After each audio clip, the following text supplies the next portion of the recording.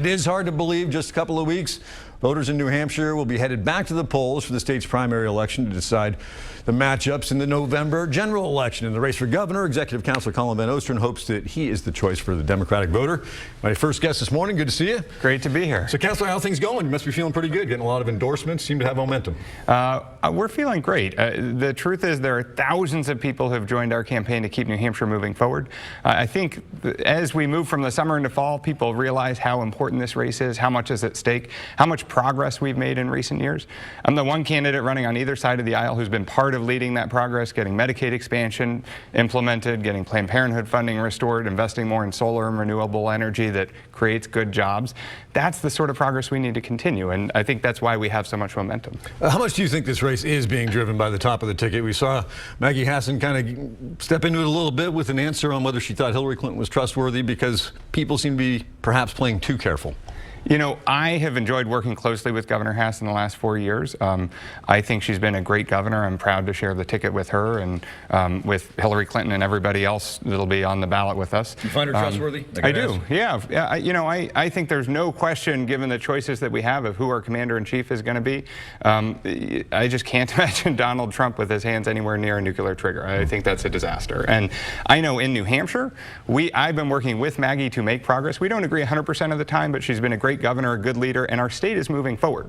And if you believe we're moving in the right direction, then I'm here to ask for your vote. Talk about the crisis of addiction. Obviously, I mean, this is not a silver bullet answer. Yeah. As you've examined the situation here, has your plan or response to it evolved? What would you do differently? I think that we have taken tremendous strides, but to be honest, there's still a very steep hill ahead of us. I put forward a specific plan about how to tackle the opioid and heroin. It includes both prevention, treatment, and recovery, which I think many of us agree on, but also making Medicaid expansion permanent, fully funding the alcohol fund. We're supposed to be putting 5% of our liquor profits into combating addiction. And you know, there's actually a great nonprofit called New Futures that is nonpartisan. They've put out a 5-point plan. It's very similar to what we have, and I'm the only candidate for governor who's endorsed that. I would hope the other candidates, both Democrats and Republicans, do, because we are never going to solve this by attacking the people with the problem. We have to attack the problem itself, and it's a public health crisis. That's how we have to treat it. Talking about Medicaid expansion, making it permanent, let's look at it in a vacuum. In the years ahead, the federal government will stop funding it to certain levels. More of the onus is going to be on state and the taxpayers, theoretically. What happens if the government doesn't hold up its end of the bargain? We have thousands of people on the rolls. Well, the way we've gotten this done is we didn't raise any state taxes at all. We have brought in $608 million of our own taxes we had already sent to Washington. We did a better job of bringing them back into New Hampshire. 50,000 people now have coverage. It took compromise. Democrats and Republicans worked together. I cast the deciding vote to implement it. I think it's been extraordinarily successful. 27% fewer uninsured visits at our ERs at every hospital around the state. That's going to be lowering healthcare costs for all of us. And so I know that we can forge a compromise to make this continuing. The federal government's committed to paying 90% of the cost. Already in the last session, we did reach a compromise. It took both parties working together.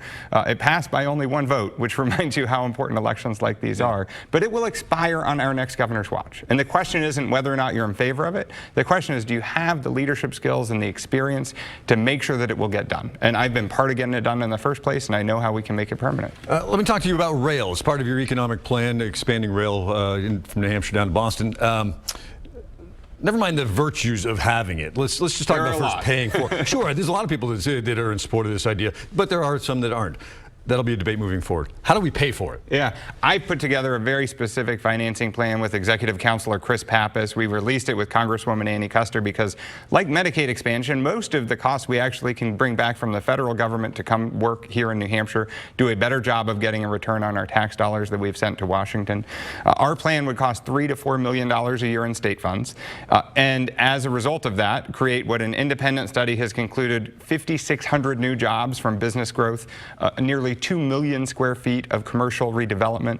This is going to be a huge boost for our economy. And we as a state have taken on costs in that range before. We expanded the R&D tax credit, which cost a similar amount, and it helps businesses grow. And we have to be investing in the future. We have to keep our state and our economy moving forward. Critics will say, particularly on the other side of the aisle, that whether we're talking about Medicaid expansion or a rail project, dependency on the federal government is a dangerous game to play because, I mean, we see what happens with the 93 expansion. What was a $150 million project, now a $900 million project, and a 4-year project, now 10 years.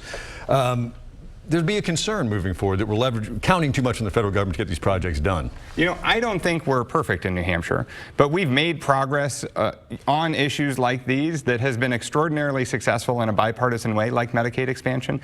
It's not always easy, but where Washington has been broken, New Hampshire has been moving forward. And that is why I think we should continue the style of progress that we've had and the direction of progress that we've had. We've done it while keeping taxes low. You know, there were a lot of accusations about Maggie 4 years ago about taxes she would raise. In fact, we got Medicaid expansion passed without raising state taxes on anyone and implemented. And 50,000 people now have health care coverage. So it's not theoretical. You can judge us on the results that we've had over the last 4 years. And that's the direction I'm running on to take our state moving forward. Okay, sanctuary cities. So I want to get your take on this. You were asked about this and you had an interesting answer on filing day. All the candidates were.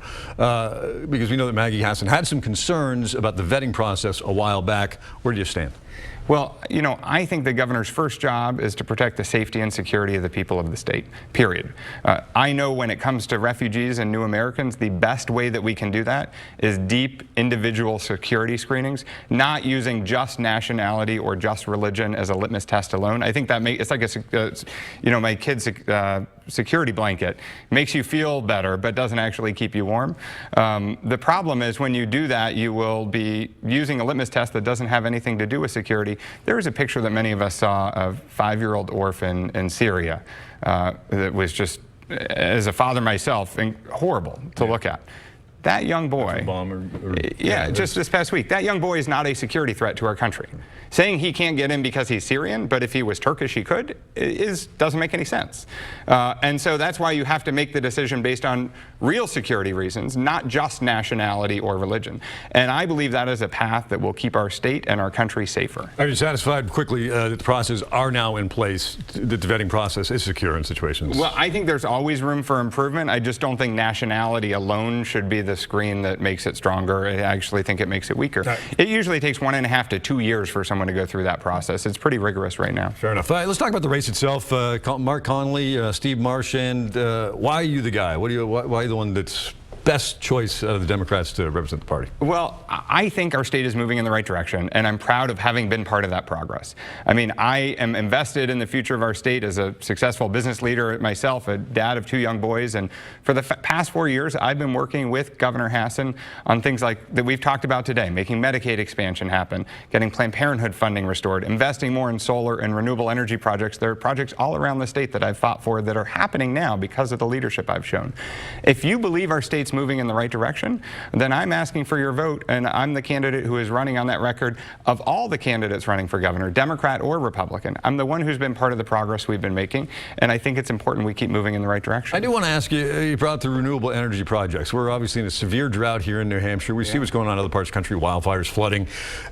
Are we talking enough about energy and potential of climate change in these races, whether it's for governor at the federal level? Probably not. The truth is that why I am so passionate and why I've fought for clean and renewable energy projects is you get a win-win. You can lower energy costs, which helps businesses grow.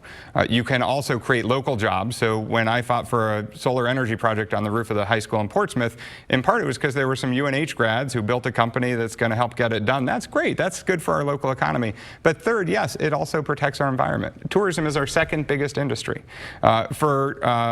Having seen what kind of a summer we're going through, what kind of a winter we went through last year, and knowing that climate change is a reality, we have to be doing our part to protect the environment also. And if we can do it in a way that creates jobs and lower costs, then why wouldn't we be? Well, best of luck to you moving forward. I know that we only have a couple of weeks there. Sorry to end on a heavy question like climate change, but I wanted to get that in there. So, But best of luck. Great to be with you. Thanks very much. See you soon.